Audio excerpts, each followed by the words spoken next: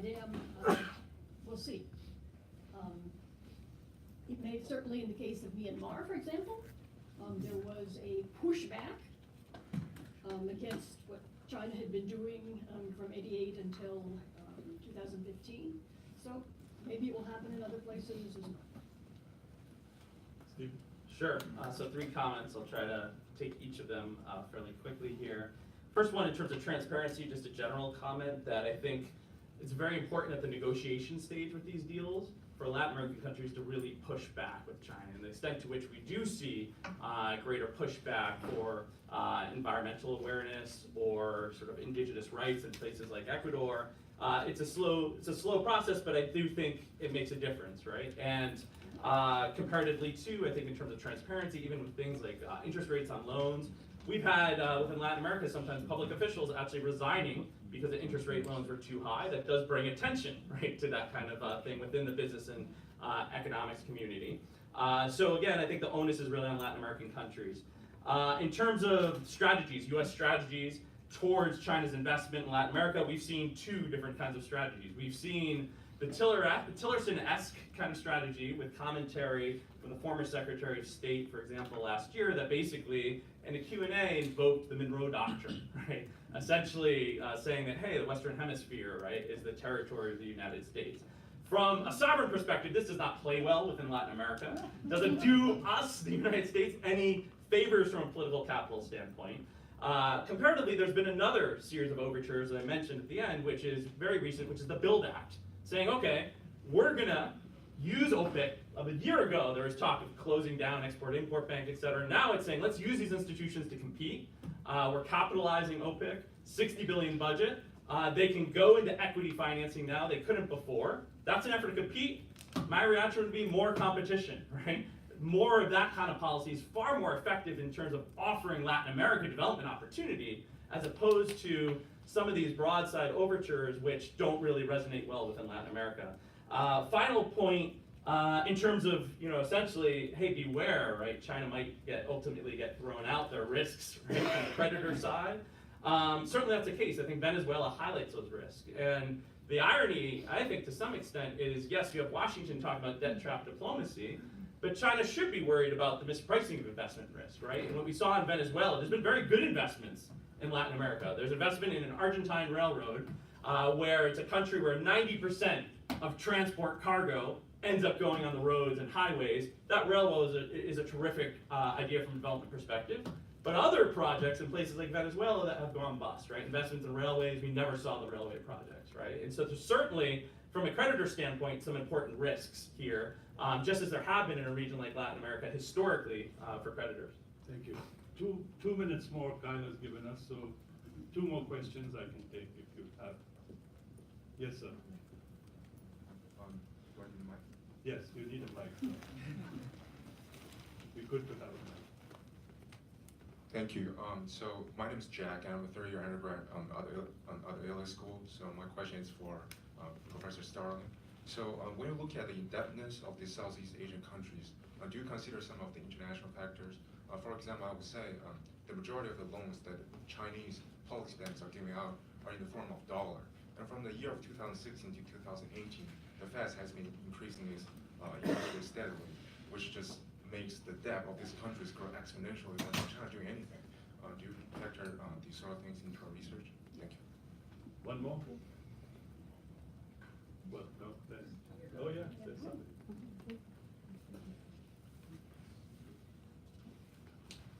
So I had a question about kind of how... Introduce yourself, please.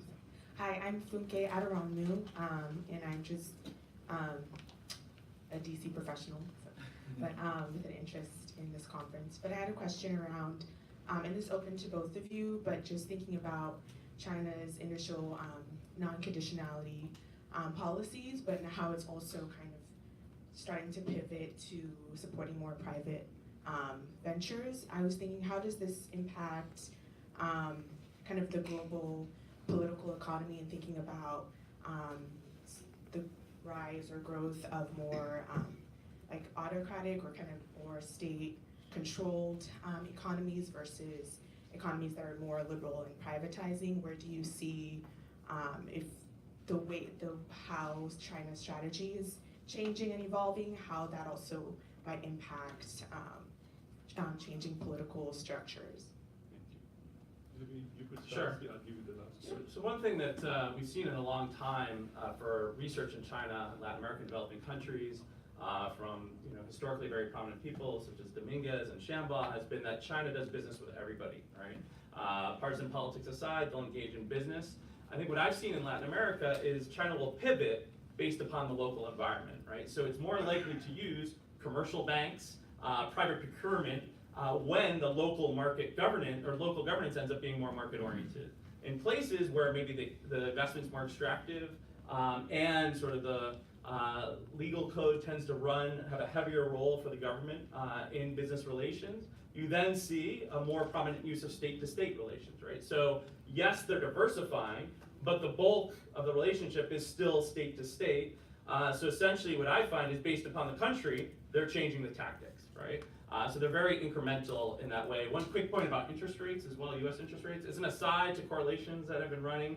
And actually, just to pick up on Barbara's point about policy bank data loans not being terribly great or transparent, what I've tried to do within my research, and the beauty of field research, is I've met with government officials who've been in charge of negotiating these loans, and I've tried to build, particularly for the main debtors, a direct database for that. One thing I found with some of the correlations that I've done is, indeed, as interest rates, global interest rates and US interest rates go up, Chinese loans, at least to Latin America, start to subside, right? So that's certainly a risk factor moving forward, right? And to the extent to which I think countries think, well, if Western finance goes, we'll just replace it with Chinese finance, it may not be that clear in a tighter global credit environment that that'll be the case. Okay, the question about loans given in dollars when the dollar is rising in value is indeed a very serious problem for anybody, not just for Chinese debtors. But one of the interesting things that China is trying to do, and that a number of the Southeast Asian countries complain about bitterly, is to get the RMB used as the means of exchange among people in that region. I had a long conversation with some people in Vietnam about this, and they're really very much against that. They prefer, despite the dollar's up at the moment, but the dollar won't always be up, so we don't know about that. But anyway, that is the exchange, the currency in which the loans are given is an important thing to keep in mind. The issue about autocratic versus liberal governments, I think that there is a bit of a regional bias in that as well. And certainly most of the governments nowadays in Southeast Asia tend to be on the autocratic side. It's interesting that some of the things that Stephen said at the end of his presentation, one of the things that the Chinese were quite worried about for a while was that, first of all, there was this pink tide in Latin America, lots of leftist governments being elected. And then things started going in the other direction, and lots of them were thrown out and replaced by relatively, let's just call them conservative governments. So the Chinese are pretty worried. For example, in Argentina, the incoming government of Mauricio Macri said he was going to review all the loans that were given by China because they were so non-transparent. But it turns out that he thought they were maybe okay and even got some additional money, but they were small loans for small projects as opposed to these gigantic kinds of loans. Yeah, and I think with the Macri, to further your point, I think they tried to renegotiate some of the environmental conditions of the deal, like fewer turbines and this kind of thing. But all in all, you still had a government embracing Chinese loans. What will be very interesting is we have Brazilian elections this weekend on Sunday. They're, to say the least, far-rightist candidate who has embraced, the private sector, et cetera, has made very provocative commentary about China, right? Saying essentially that he'll undo a lot of these deals with China. So far, when we've seen a right shift, China's been able to operate. Even though there's been some reassessment of these projects, it's not clear where a lot of the activity has been in Brazil, if they're going to be able to continue to operate or not. I mean, this is a campaign season, so who knows how that translates, but a risk factor, definitely. Well, thank you very much. We can carry on, but we got to put this one to an end. It was interesting to me that neither one of them mentioned the word belt and road This one sounding It's actually- E-R-I. It's It's actually all in my there. presentation, but I didn't mention But it. I'm sure the Chinese translation is much more It could be better. better. But Belt and Road, I mean, it's whoever came up with that title is a very interesting one. Well, it was actually worse initially, one belt, one road. One, Yeah. Obor. People used to call Yes, it Obor. exactly. Anyway, thank you very much for the very lively presentation. Thank you all from the audience. Very nice. Right. Professor Landis. Yeah, I had you as a professor back in the day.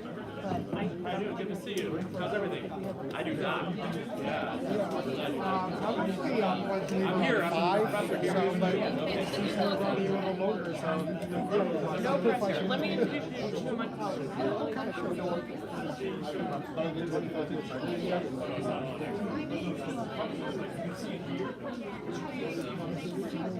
Oh, hey, nice to meet you. How are you? Oh, thank you very much. I appreciate it.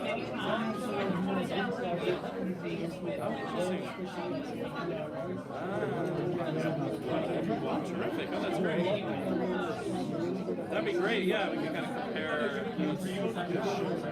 Yeah, number or email?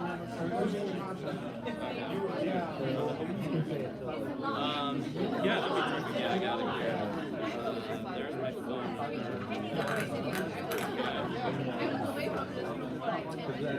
Okay. Thank you so much. Sure. My email here is SPCAP.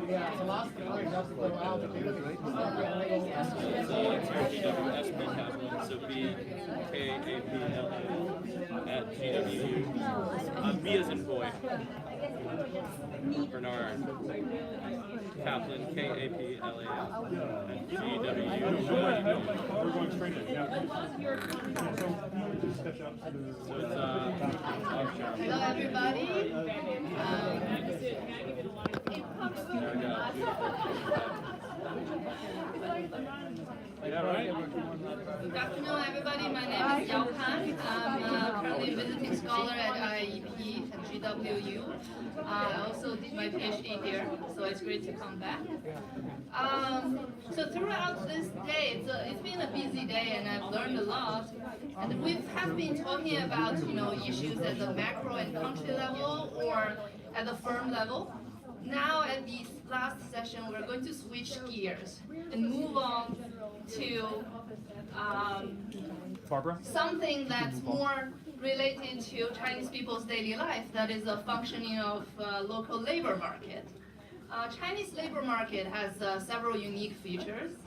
For example, unlike US, it's actually legal in China if you specify the gender request in your job advertisement. So our first presenter, Peter Kong, is a distinguished professor in economics at UC Santa Barbara. He's going to give us a talk on gender-targeted job aids in the recruitment process, evidence document. Great. Well, thank you all for staying to the very end.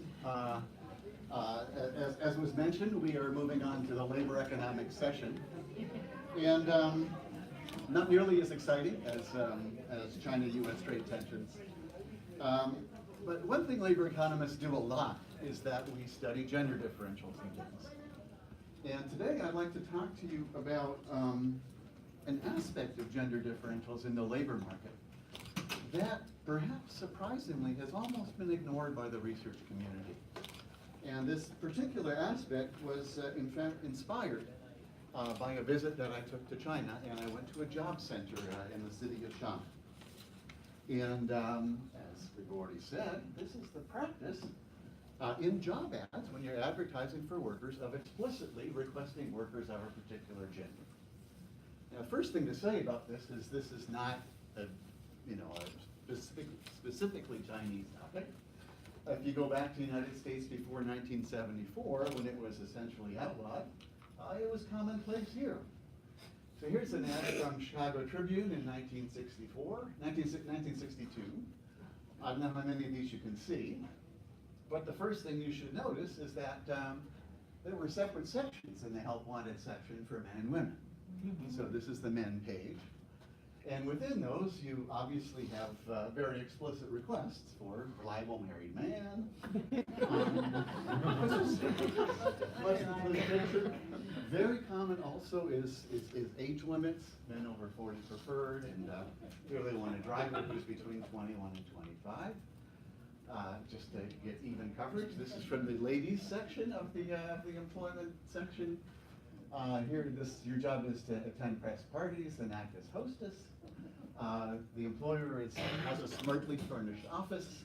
He'll consider a young girl if she has experience. And here's some offices, beautiful offices of very young but successful doctors. And these things are very, very gendered ads. And again, age limits are pretty important. This practice has been gradually phased out in developed countries over time, and surprisingly gradually. It just ended in Austria in 2004. And there's an interesting paper by David Card and co-authors that's beginning to look at that. And it turns out, was something we just learned relatively recently, that it has been partially phased out in China, starting in 2016. So there was a new advertisement law actually designating some fines for any type of ad, not just job ads, referring to these prohibited characteristics. More importantly, the Ministry of Industry and Industry and IT, industry issued a regulation targeted specifically at job boards, saying that if you post a job board, there is a specified fine. And 30% of that fine is paid by the website posting the ad, and 70% is paid by the firm placing the ad. So as a result of that, explicitly gendered ads have largely disappeared from the sort of big national job boards. These are the ones that focus on usually very high-skilled workers, and that's happened partly because some folks have made it their business to go through all the ads and try to find some gendered ads and then publicize them and so on. But I mean, there's still gender requests, but they're a little bit more subtle. There's still some highly, some things that make it very clear what you're looking for. There's no point for example down there. Practice is still widely used in other emerging economy markets. I can say, if you go to computrabajo.com, which is a site that serves about 30 Spanish-speaking countries. Actually, it's down to 20 now. You can find a large number of these gendered ads. And in China, we just lately did some poking around again. These types of ads are still widely used at city-level job boards. So in big cities, this Shannon is one where they're still used. They're very widely used in all kinds of temporary jobs. A lot of the people advertising there are not big firms or even individuals. And the campus recruitment system still does so as well. Going more broadly, they're supported by Indeed and explicitly supported by this job board in Brazil. So there's some pretty big countries there: Brazil, Portugal, Pakistan, Mexico, and India. And let me just show you a last one. I just downloaded this 2 days ago from Indeed.com, from their Indian site. And again, still people are very clear and usually very just upfront about it. We want a male only for this job, and a female only for that job. So, what do we know about these things? We've kind of made it myself and some colleagues have made it our project to understand how these ads are used. I think doing so tells us not only about their continued effects in the places that they are used, but it will also tell us about, well, what should we expect to happen when they are banned. So what we're going to focus on in this talk, I'm just going to give you the summary of results from two recent papers that we've written. I'm just going to give you the stylized facts. We knew nothing beforehand. How frequently are these ads used? Where are they used? What do firms use them to accomplish? And second, how do these ads actually enter into the recruitment process? I mean, are these, if you say I want a man and a woman applies, do you automatically throw the application in the trash? Or, how hard are these stated preferences? And given, if they're hard, if they have some force, then what do they do to workers' application decisions, right? So maybe what these things are really doing is giving workers information about where their application is likely to be taken seriously and where it is not. So here are the two papers that I'm going to talk about. The first one focuses on a correlation between employers' requests for age and for gender that we've seen in so far all the data sets, all the job boards that we've been able to analyze. That's 3 Chinese job boards and 1 Mexican job board. And I've got no time to tell you how we did the research. I'm just going to tell you about results today. So here we have data from 4 job boards. These 3 are Chinese. Everything's from 2010. And they're awarded in terms of declining skill level. So Xiaopin's a big national board, very highly skilled. XMRC serves skilled workers in the local market, labor market of Xiamen. And XMZ-YJS serves low-skilled workers, production workers in manufacturing, that kind of thing. Workers who typically don't even have resumes. So these first result is these gendered ads are widely used, especially at low skill levels. And they're more or less, with maybe this exception here, they're more or less equally balanced towards ads explicitly requesting men and explicitly requesting women.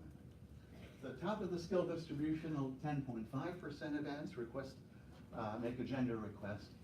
At the bottom of the skill distribution, over 70% of the ads have an explicit gender preference. That negative relationship between skill and the probability of having a gender request turns out is true not just across job boards, as we saw. It's also true in a very detailed way if you look inside the job boards. If the job requests less education, if it requests less experience, or it offers a lower wage, it's more likely to be gendered. The employer is more likely to care explicitly about which gender is going to be inhabiting that job. This is just a graph illustrating that. These are the amount of gender targeting, so ads requesting men plus ads requesting women, as a function of education levels, so less than high school and so on. And I've got the 2 genders split out there, so you can see that actually explicit requests for both genders decline as skill levels rises, and this trend, this negative association, is there on all the data sets. We have some candidate explanations for this, and because time is short, I'll simply say that the 2 most likely ones are, first of all, that, well, what do we mean by a skilled job? We mean it's a job where the individual's idiosyncratic ability or skill matters a lot more. It's much more important to get the best surgeon than it is to get the best cashier, right? So if that's the case, then if you have a pool of applicants, you want to be really sure to get the single best person in a skilled job. In a less skilled job, well, if I can sort through my applications more quickly by picking something that's correlated with performance, I can use these sort of cheap signals, right, to easily sort through a large volume of applications.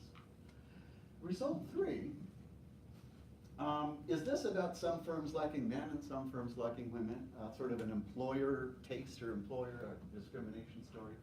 I would argue it's not, because what really matters for which gender that you're asking for, it's the job title. It's not, it's the very detailed occupation, that first line that appears in the job ad. It's very, very common to see the same firm explicitly requesting men for some jobs and women for other jobs. And jobs that are female in some firms tend to be female in other firms, things like front desk receptionists and so on. Result 4, so this is where the title of the paper comes from. It's something we noticed just after staring at the data in all 4 job boards that really jumps out to you because it's so strong. So as I said, many of these job ads also have an age requirement attached to them as well. So let's look at the association between the age and gender requirements. It turns out that if the employer is looking for a young person, in all of our data sets, they're much more likely to be looking for women explicitly And the opposite is true if they're looking for an older person. So let me just show you those numbers. Again, this is just raw data, and I'll do them one data set at a time. This is the lowest skill level one, so the percentage of jobs that are gendered are very high.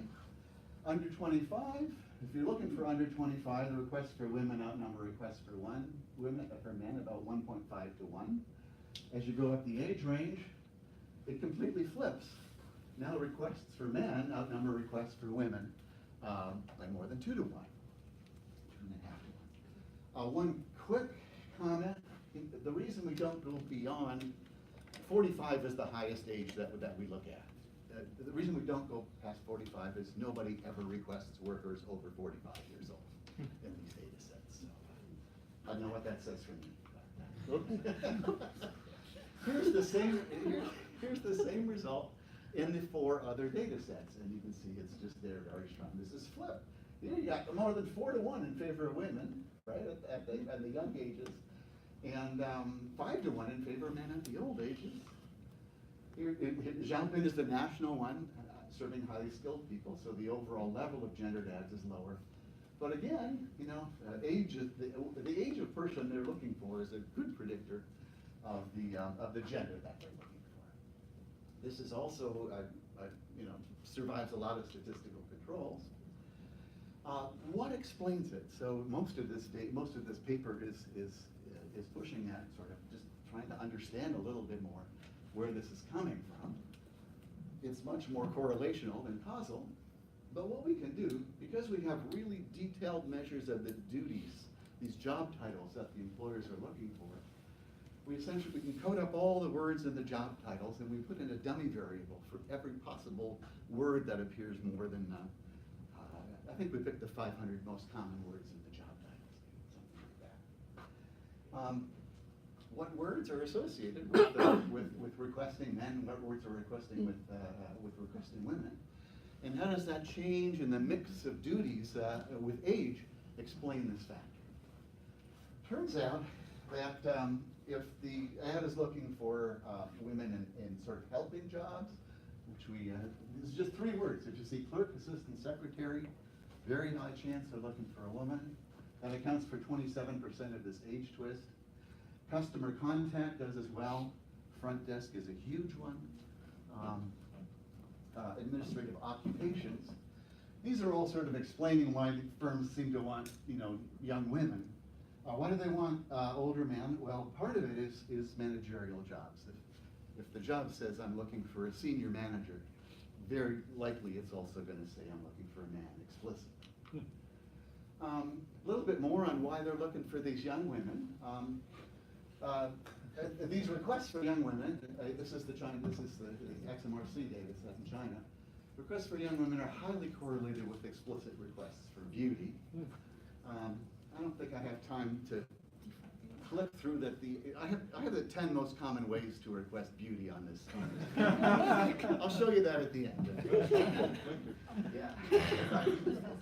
Okay. And so here again, these are just raw data. The share of ads requesting beauty by sex and age, and this is actually in the Xiaopin data where we have a beauty indicator. If the ad's requesting man, the ad's not very likely to request physical attractiveness. If the ad's requesting women, it is much more likely to request physical attractiveness.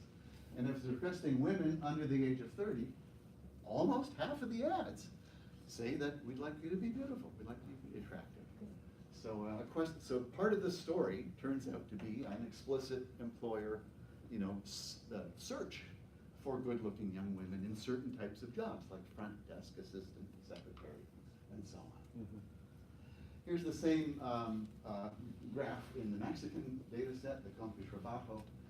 In Mexico, we also have an indicator for whether the ad requested a photograph.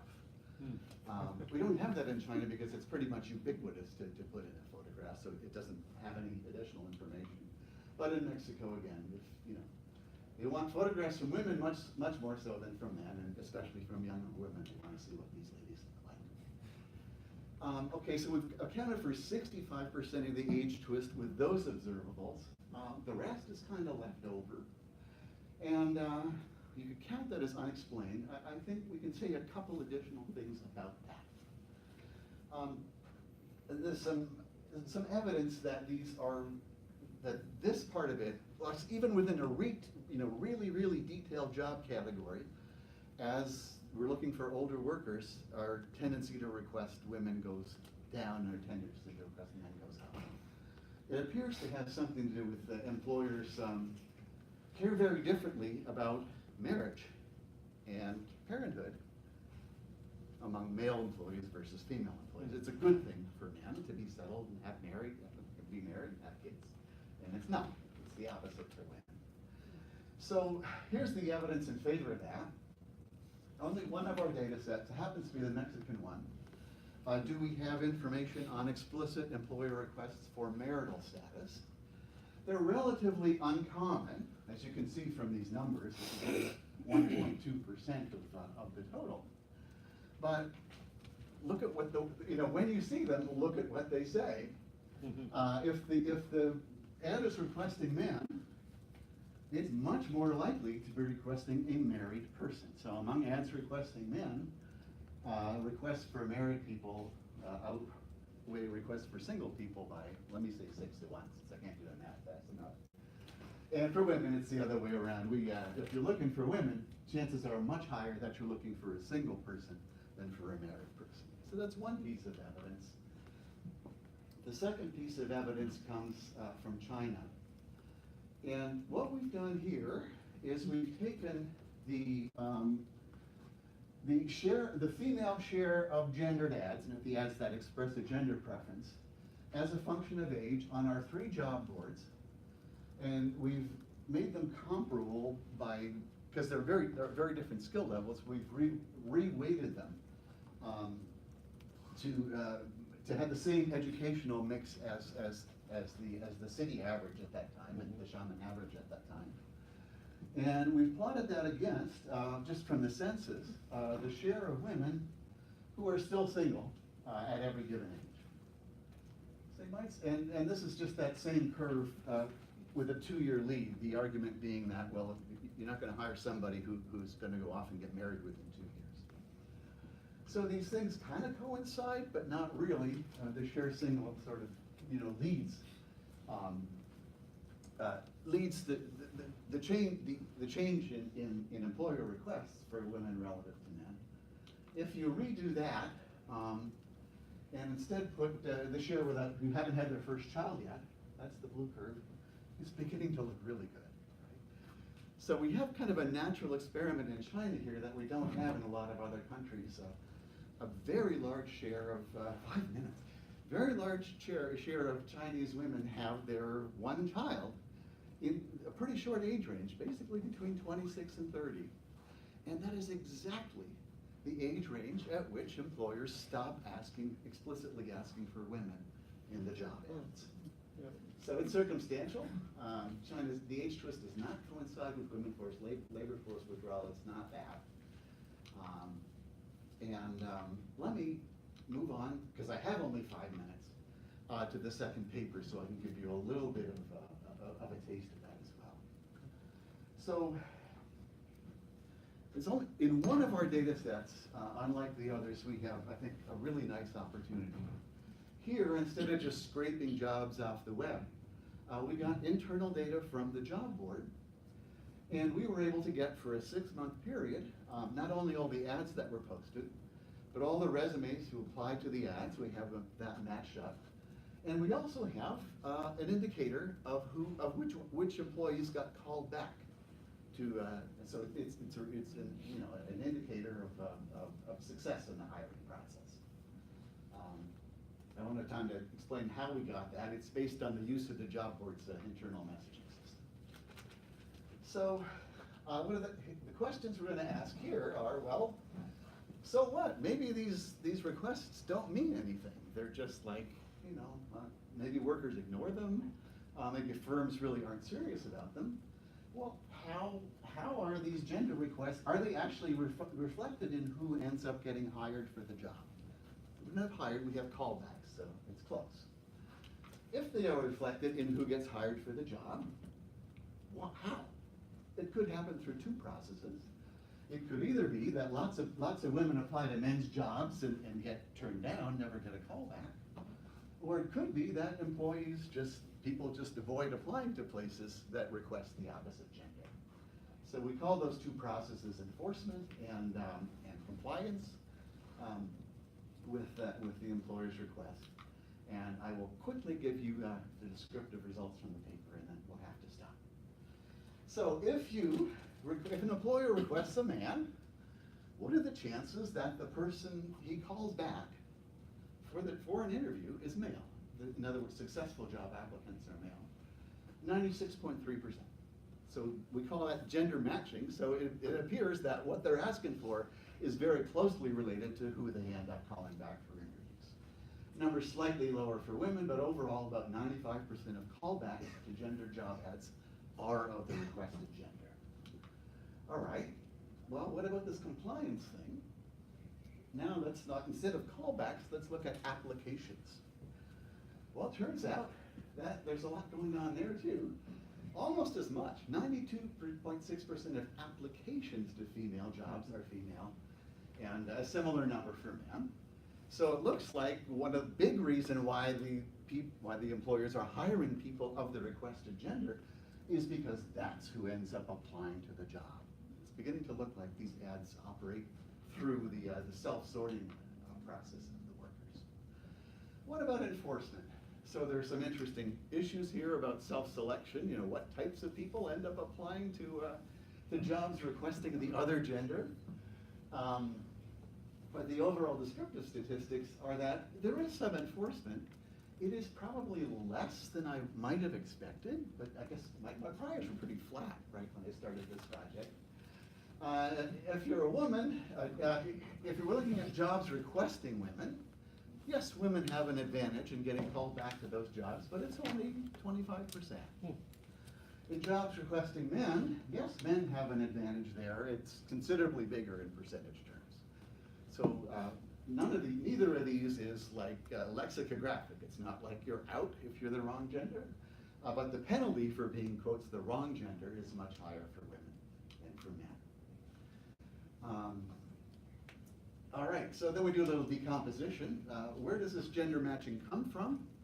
Well, the results you've already seen kind of suggest the answer. The main reason, right, in terms of decompositions, why most people who apply, most people who are hired to explicitly female jobs are female, is compliance. The ads self-sort the applications. Enforcement contributes a small amount, and there's an interaction chart. I'm actually getting close to the end. Again, a couple of decompositions, and then I'm going to show you just two regressions and talk about more causal things. Gender job ads can account for 50 to 6% of gender segregation among successful applicants and 60% of the gender wage gap. But here are the two sort of more causal, those are all descriptive results. Here are the two more causal results that I'd like to leave you with. So there could be more than one reason that when a job requests men, men tend to apply. It may have nothing to do with the actual, male label in the job. The job description may say, big truck driver who has to lift heavy boxes, right? There could be other aspects of the job ad that communicate to the person which gender that they're looking for. So here we try to control with that, and I think we do pretty well. We can put a fixed effect for each firm interacted with each job title. So in other words, we're just comparing Dell Computers requests for, I don't know, a certain type of program over time. And sometimes they might have not put any gender label on it. Another day they might put a female label on it. Those are the difference that we're studying now. So it's within firm and within detailed type of work. Turns out the effects are still strong and highly statistically significant. Interestingly, it looks to us like these labels are causally directing where people send their resumes. And we did a little bit of digging. So when are these explicit requests sort of most powerful? And at least ex post, it became, it made sense. we did a little machine learning thing to try and sort of figure out if you read all the words in the job ad and you sort of knew what this labor market was like, then would you predict that this is a job a female job or a male job? Right? And then we controlled for that. Sort of, this is like, if you're a smart machine learner, based on the words in the job title, would you expect the employer's looking for a man or a woman? We hold that constant and we look at some interaction terms. It's, when does adding the word male to a job title make the biggest difference in who applies to the job? Mm-hmm. When the words in the job title aren't giving you a very good clue, right? If it's, truck driver, a heavy box truck driver, adding male doesn't do anything to it. If it's HR assistant, it's not nearly so clear. And those are the types of jobs that these things seem to have causal effects. I've gone backwards. Oh yeah, sorry. And then we do the same thing, controlling for these. We can now put in requests. We can put in worker fixed offense. So I can look at the same worker who's applying to the same job title, but in some cases that job title is requesting, say, a man, and in some cases, okay, there's that. Okay. And sometimes requesting a woman. We get causal effects that remain large and statistically significant too. Okay. Yeah. If I can have 1 minute to talk about a gendered ad ban, because that recently happened in China and it's happened in about a bunch of other countries. Do our results tell us anything about that? I think they tell us something. They give us tell us something about how these ads work. But there's our results in the cross-section are consistent with very different consequences of banning these ads. I could imagine a zero effect if the employers found a workaround. And we've seen this in China actually since the ban's gone in. We use code words that won't be caught by a text searcher and so on. Firms can get around this, and we have evidence of this as well too. There's at least one job board that has eliminated gendered job ads on the site, but on the employer interface, it'll tell you if you want, we will only show you the ads of this gender, and the workers won't know it. Right, so you're just filtering post-application rather than pre-application. You can increase ad targeting, and this is just it's become with the internet. It's become possible to target an ad for anything, very, very specifically to the demographic of the consumer that you're trying to hire. It turns out some people in the U.S. are trying to do this. And here's an example where they were looking for construction workers, so they used Facebook to target their ad to males of a certain age. So there's ways around it. There's likely to be at least some increase in labor market frictions in the short run, because these ads are telling you don't bother applying here because you're not going to get a job. And when that information is gone, people are going to end up applying to places where they're not wanted more often. So that might be an increase in frictions. On the other hand, it's also possible and likely maybe in the longer run that this will reduce gender segregation, especially if the employers start looking at these new applications that they would have seen. And I think especially if the change in the ads signals to workers that it makes sense to acquire skills in a certain type of work, right? Prohibiting gendered job ads is not going to increase the number of male nurses in the short run. Those qualifications are set. But once you get rid of those types of ads, it kind of says, hey, it's okay for you to acquire skills in this area because you're in the consideration set. So it might have a beneficial effect in the long run. And I apologize for going over that. Thank you very much, Peter, for sharing this interesting story on the gender issue in China. As many of us already know that rural-urban migration is one of the main driving forces of China's development and industrialization. And one important feature of the Chinese labor market is the presence of the massive rural to urban migrants. And our second panelist Su Qingge is the associate professor from Virginia Tech. She's going to give us a talk on the simulation of wages for rural to urban migrants.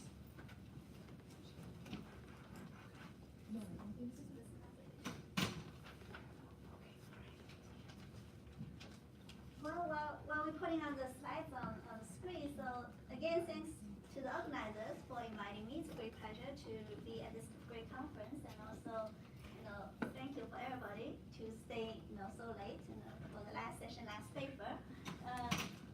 So I'm going to talk about rural to urban migration in China.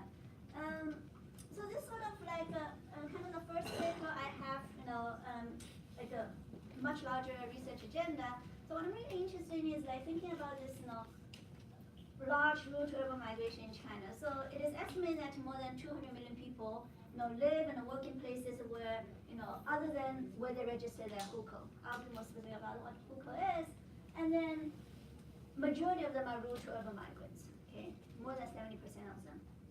And then China's economic growth is characterized by urbanization, industrialization, and globalization. And then this rural to urban migration plays an important role in all aspects. Thinking about people moving from less productive, rural agriculture sector to more productive, exporting, industrial service, urban sectors. So, and what makes it, particularly interesting is, thinking about, we know very little about, these, how these migrants to do. So this is sort of the first paper. I'm just trying to think about, like, say, well, these millions of people move to a city, how do they do in the city, and as compared to, like, local urban workers. So that's a kind of a main question I'm going to investigate today is there a convergence in labor earnings between rural migrants and urban workers? So we all know that labor costs have been growing up, and then this is also related to that discussion, and also like some inequality issues. And then the second objective is to identify some sources of wage growth for these migrant workers. So very briefly, so there's a lot of studies, kind of this assimilation studies. So the previous literature basically finds that there's very speedy, convergence. Meaning, you think about internal migrants or international migrants like immigrants, in the U.S. So when they first, reach their destination, usually they get paid less because of language barrier, information barrier, labor market frictions. But then over time, usually there's rather speedy, integration and assimilation, at least in terms of labor earnings. And is this the case in China? So there's, a lot of studies, sort of look at that, more in a static point of view, whether there's a wage difference between urban and rural, urban residents and migrants. There's evidence that there is a difference, not surprising. But then for this paper, I'm more looking at the dynamics. Like I said, over time, whether you see some catching up, and then what's the kind of the long-term profile of these wage differences. And a little bit about the hukou system. So during the central planning regime, so virtually there's no labor mobility allowed between the rural and urban sectors, which was enforced by this household registration system. Basically, everybody, when they were born, so they're either assigned an agricultural or a rural hukou, or a non-agricultural or urban hukou. And then after the economic reform, so this system stayed, but then the labor mobility restrictions were gradually relaxed. So having an agricultural hukou no longer directly, physically restricts rural to urban labor migration. By that, it may then have an effect because rural migrants still tend to be treated very differently because their hukou status in terms of access to jobs and social services, social securities, and etc. School, like public school for their kids, all these kind of social welfares. And we also in China we have a very specific definition for migrants. So also like in this paper, so a rural migrant is specifically defined as a person who lives and works in an urban area but has an agricultural hukou. So I'm looking at this, basically separation of hukou versus, the residents. These are the definition for migrant. So the data I'm using is rural urban migration China RUMIX. So RUMIX data consists of 3 components: an urban household survey, a rural household survey, and the migrant household survey. So I'm going to primarily use the urban household survey and the migrant household survey, but then, I talk a little bit about some information from the rural household survey. the kind of public available data from this rubric is the 2008, 2009 waves of the data. So this is what I use in this paper.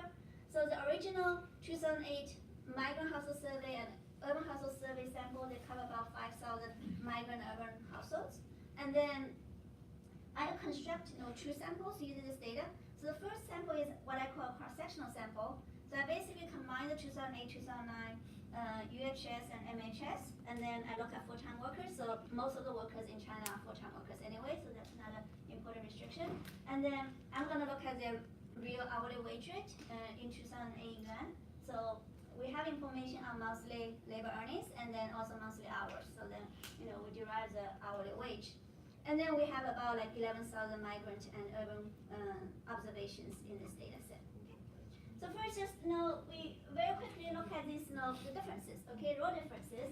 So we see that urban workers get paid much higher, like 70% higher monthly wage, and then migrant workers work much higher hours. Okay, so and then as a result, the hourly wage rate so migrant workers is about half. Okay, $7 versus $14. Yuan per hour, so very low. And then obviously, so the migrant workers also have like some characteristics, which tend to get paid less.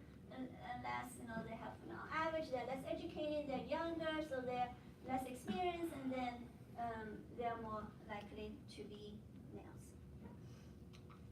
And then what's also interesting is, and if you look at the kind of sectoral distribution between the migrant workers and urban workers, so here I just look at occupation. So the white color would be like the managers, professionals. The pink color would be like secretary, sales, and then the blue color would be like, say, the manufacturing jobs, construction jobs, whereas self-employed is just self-employed. Okay, and then many of the self-employed is not in the China context is not like you think about professionals, freelance in the U.S. They're like street vendors and such. Okay? So what we see is that there's this kind of we see a lot of segregation in the sense that access to certain sectors is very restrictive to migrant workers. So for instance, for the white collar jobs, so only 3% of migrant workers will land a white collar job. And then as well as if you look at ownership distribution, so majority of migrant workers will be working in the private sector, so the private sectors, and then they have very little access to the state sector jobs. As well as in terms of like contract types, so they're much more likely to have short-term contract, no contract, and so this is kind of just first pass to look at what's the difference in the data. And then another notion is, I also had kind of this impression, so the rural to urban migration in China is considered this floating migration. So floating population. So these are short-term, very temporary, but actually, at least for this cohort of migrants, that's not what we see. Okay? So on average, so these migrant workers have stayed in the cities, for 8 years. Okay?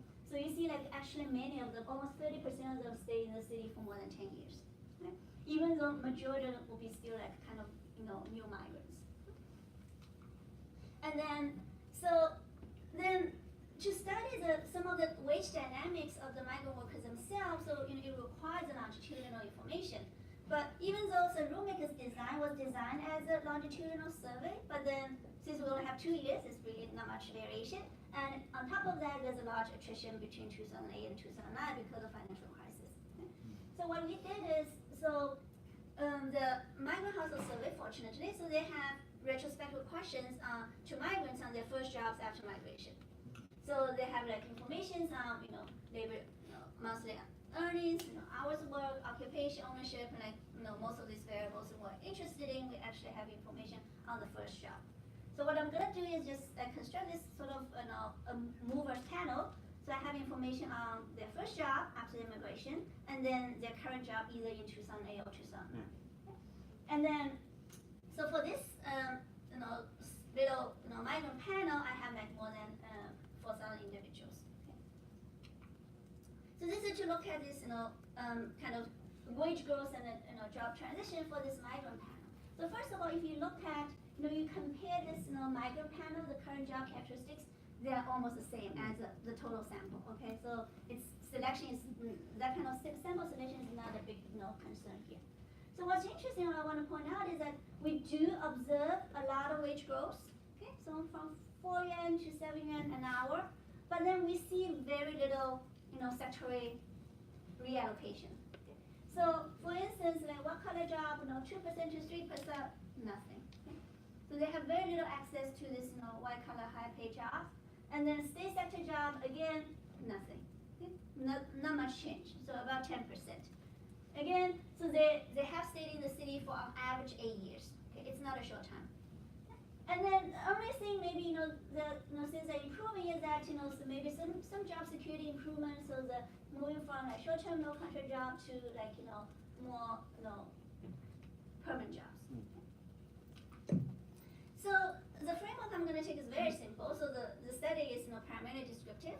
So the first one is say, well, we see that there's a wage difference, and then we see all these human capital characteristics are very different. So first, let's look at we condition on these observables. What are the wage difference? Okay, and then we just take a very simple mean type of regression and a control for the characteristics like education experience and some other socioeconomic variables like gender, marital status, and then for some specifications we also control for the sector. So we look at like a cross-sector wage difference, conditional characteristics, and then within sector wage differences, conditional characteristics.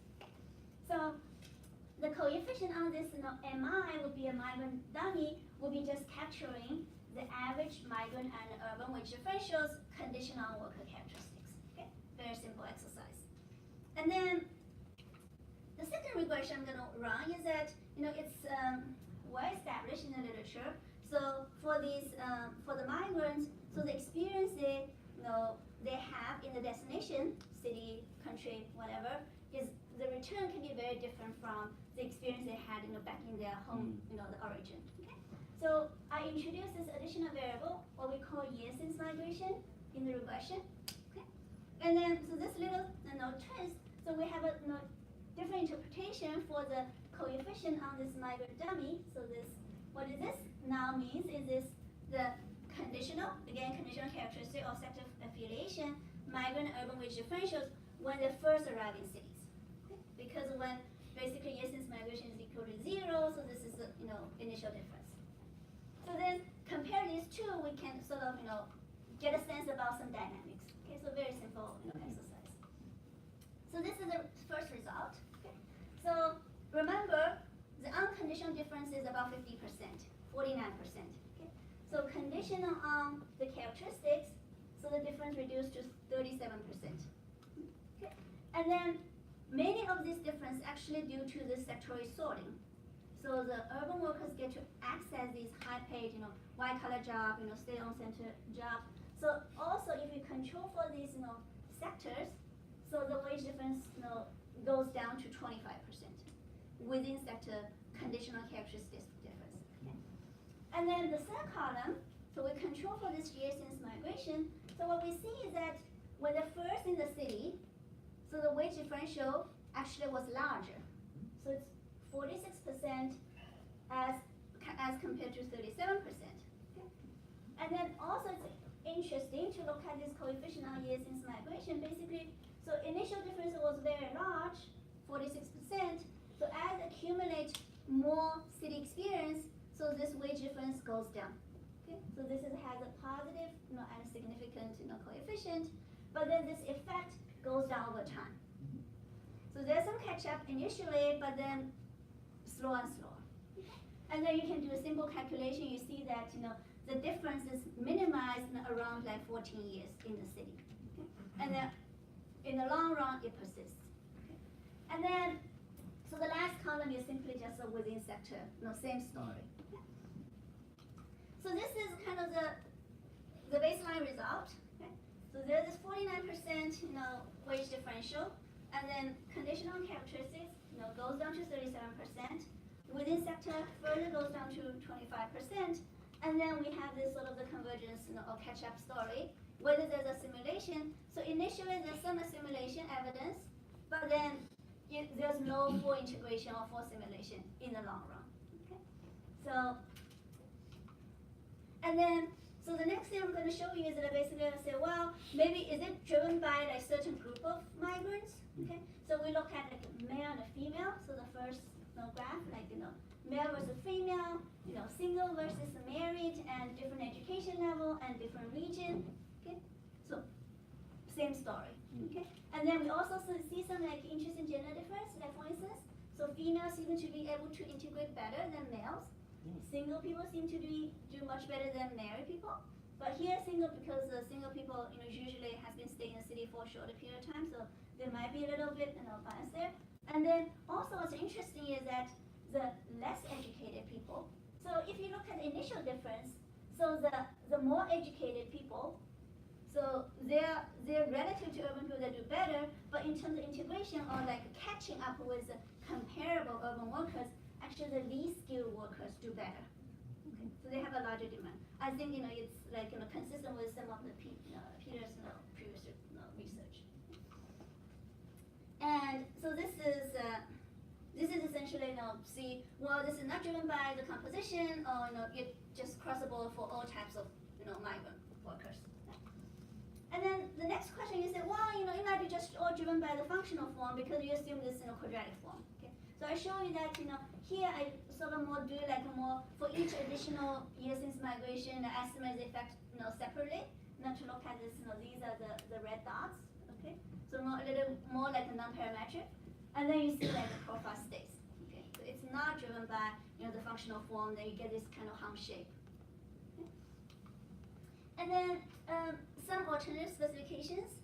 So we also allowed for some different coefficients for worker characteristics.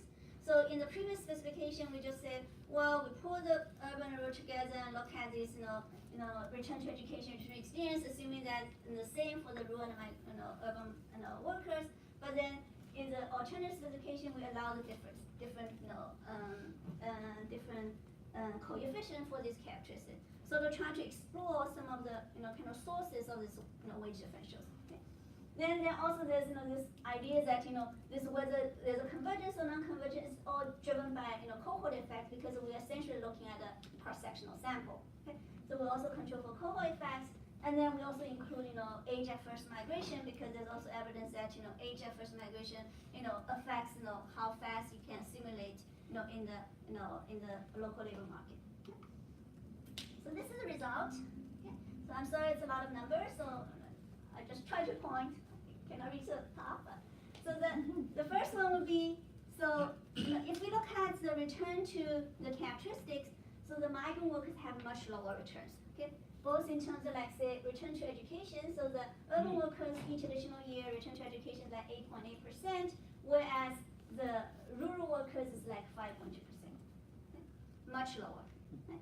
And actually, this is one of the major sources of this wage differential. Okay?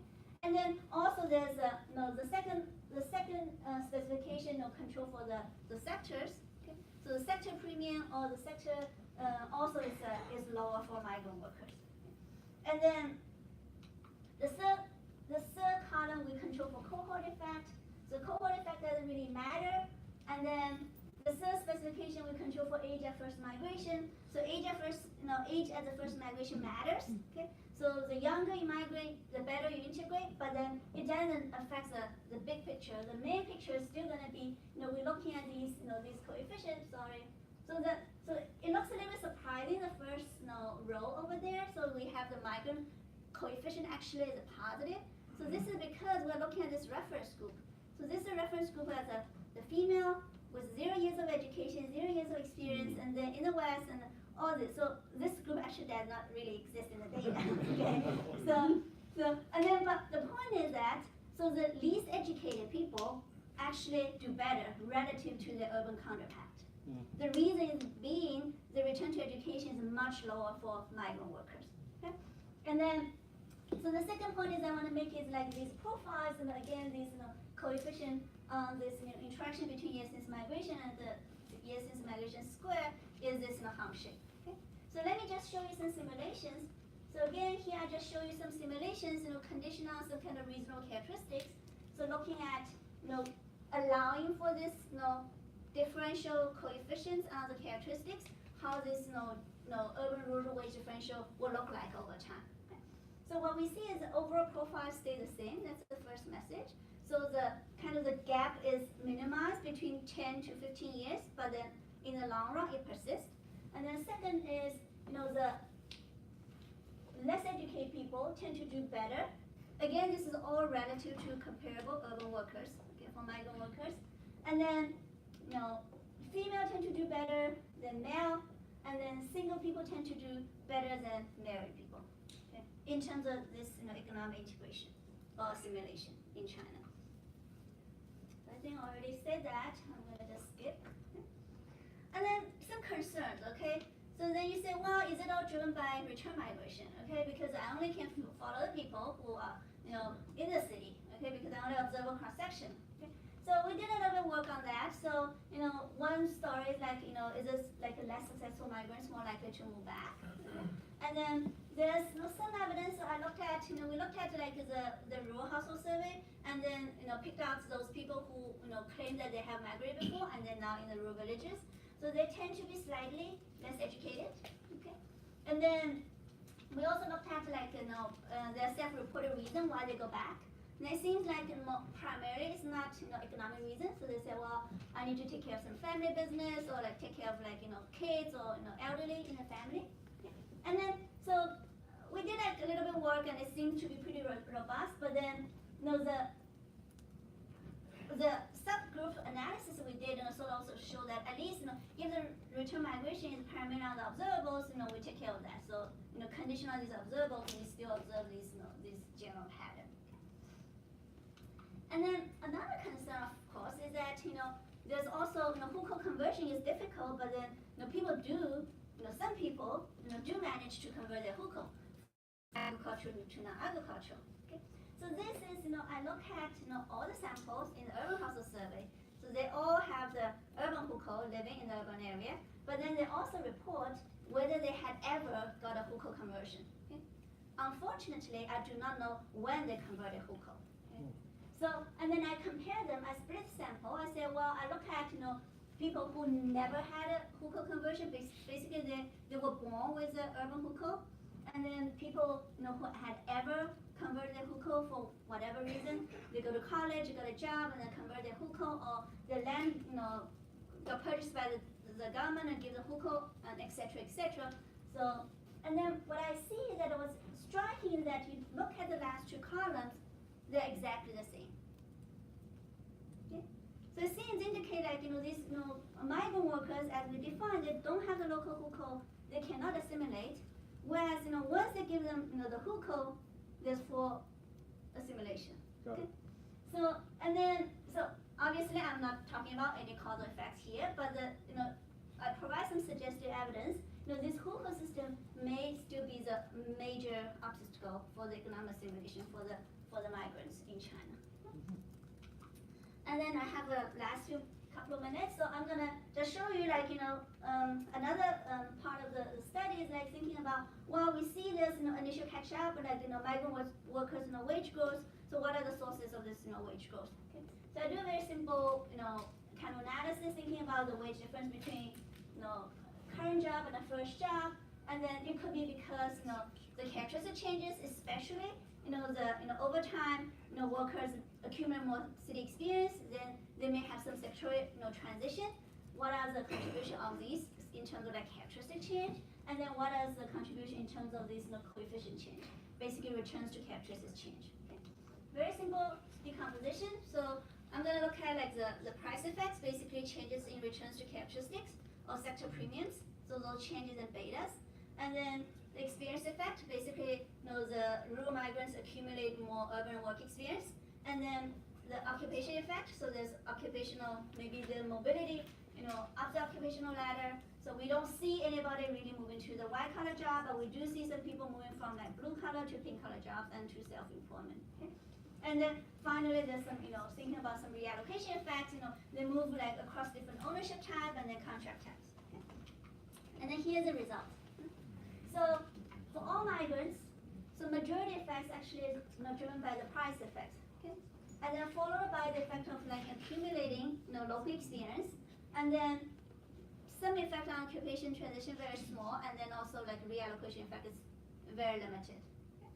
And then in terms of this, difference across gender, education, so what we see is that, seems, again, female, we say like, integrate better or faster, seems like they can do a little bit more like this occupational transition, maybe moving from the blue color to pink color. And whereas, thinking about the price effect is largest for these least educated workers. Okay? So thinking about the globalization and all this industrialization increases demand for these low skilled workers. And so I'm just gonna conclude. So it's a very simple paper, primarily descriptive. So I just want to understand whether, how the migrant wage change over time and, relative to themselves and also relative to urban workers. Okay? So what we find is that, upon arrival, migrant workers earn substantially less than comparable urban workers. And then this wage gap, narrows over time, in the first few years at least in the first 10 years. But then over time, the wage gap, seems to persist. Okay? And then I also provide some, suggestive evidence that these, institutional discrimination, maybe, related to the Hukou system, remains a major obstacle for the economic simulation for the migrant workers in China. So the current work we're working on is, really trying to, think more about, in a causal sense, how this Hukou system, could affect these wage differentials, like maybe in terms of, like, say, quantity and quality of education decision, and the education choice, and then access to jobs, and then thinking about, accumulated of the job specific, human capital, and etc. But that's kind of ongoing work, and I'll stop here, and thank you very much.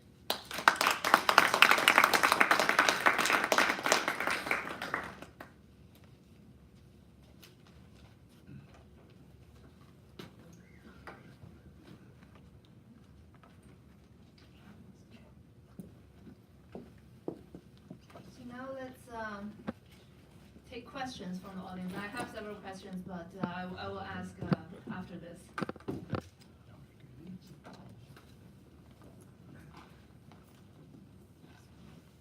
So a question for Peter. So among different industry or sectors, so what's the fraction of this gender, requested jobs, for example, across age?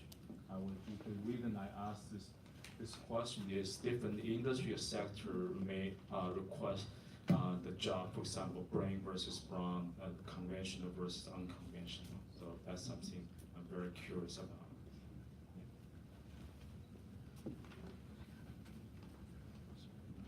Hi, Timothy Wolf-Barm. I'm a Master's of Public Administration student here. Regarding the migrant workers, how do the children fare of migrant workers coming in? Are they able to get past the blue collars, maybe white collar jobs? And then for return migrant workers, do we know the proportion of them that are single or married, and how many may have children as well? Thank you.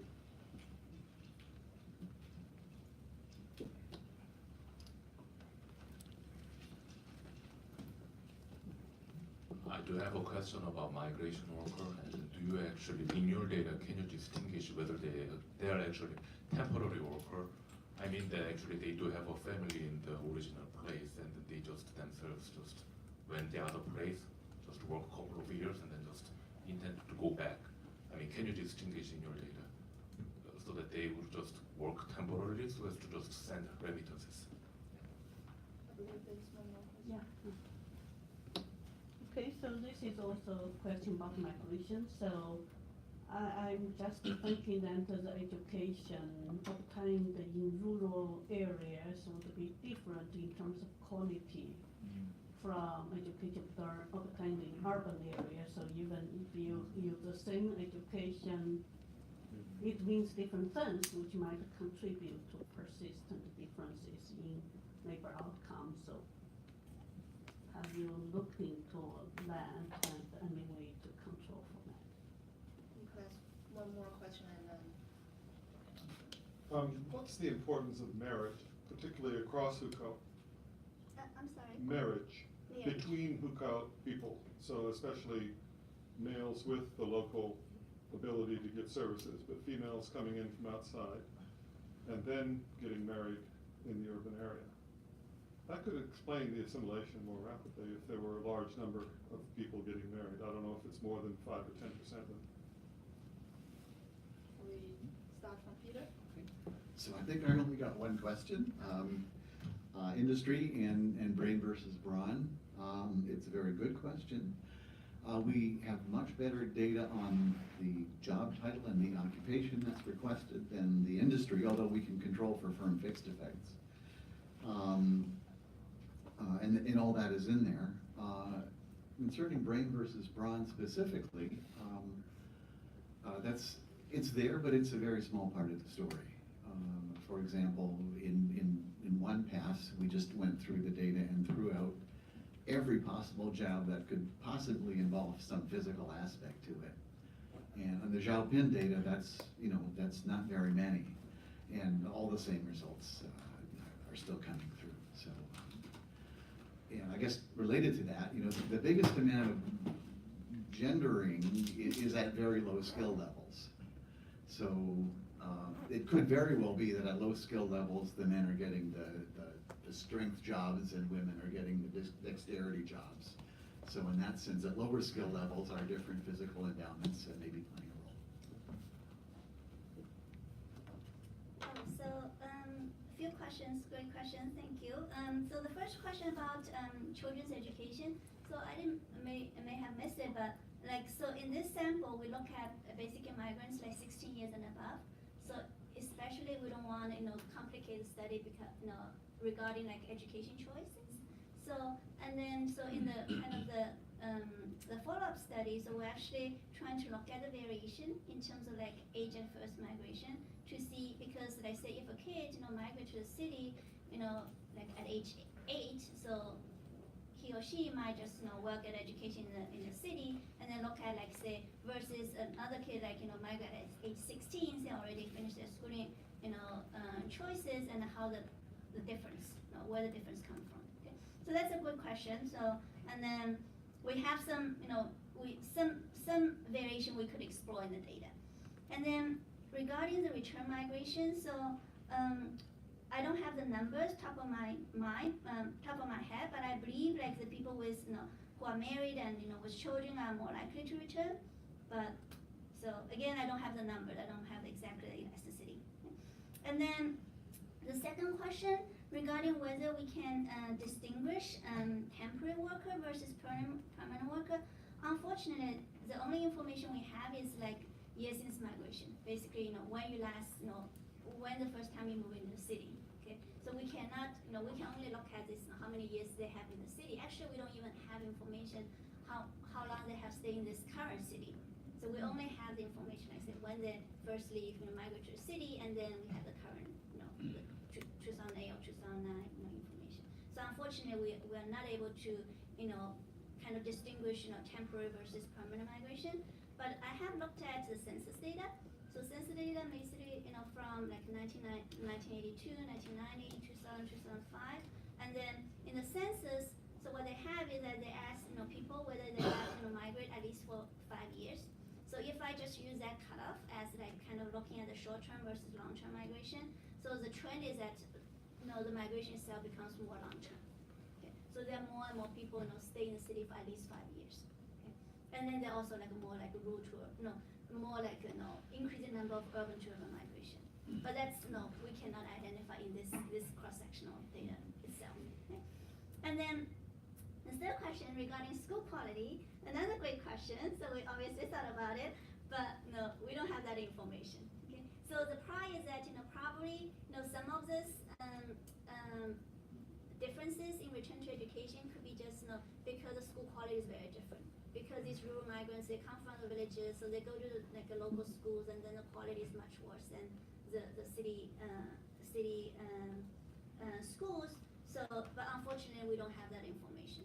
Okay? And then we could, so one thing what we trying to do is that if we impose some structure, sort of build a model and impose some structure, so we could potentially identify the school quality effect. Because we can look at the human capital investment outcome, and if we build a decision model, and then we saw the quantity, and then we can sort of back out the quality. But that has not been done. Okay? So we cannot directly from the data to tell the school quality difference. So that's a short answer to the question. Okay? And then the last question is about this marriage effect. Okay? So this marriage effect, actually, I'm very interested in this marriage effect. So I'm actually, that's kind of the first thing on the agenda is to look at like this, how the marriage, effect interact with this migration effect. So what we see in the data is that single people seem to do much better overall. Mm-hmm. But then if you look at like split the sample into like men and women, it's kind of different story. So women actually are more likely to marry a local man. Mm-hmm. So once a woman marry a local man, so they can like, assimilate at a much faster speed. So that's kind of another twist, and we're trying to, we try to explore. So thank you for the comments.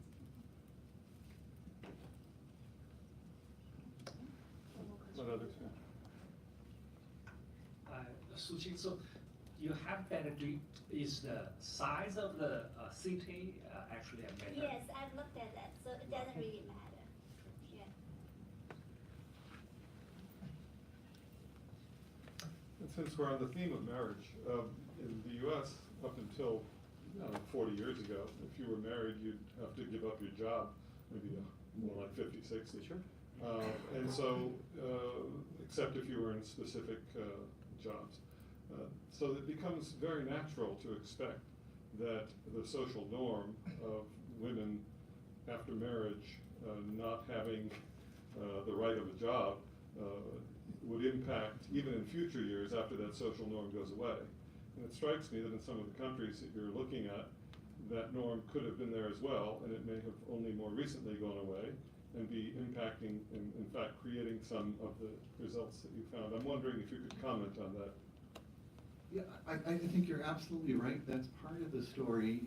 And yet one thing puzzles me, because we went and actually looked at, well, what happens to men's and women's labor force participation between the ages of 18 and 45? And starting about 20, there's a gap between the two. Like men are at 90% and women are at 70%. And that just remains constant until their mid-40s, when the women start getting closer to retirement. So these women, at least in China, they're not withdrawing from the labor market, but sort of no one's explicitly inviting them to apply. Got it. I think we're out of time. Let's wrap it up. Let's thank again for.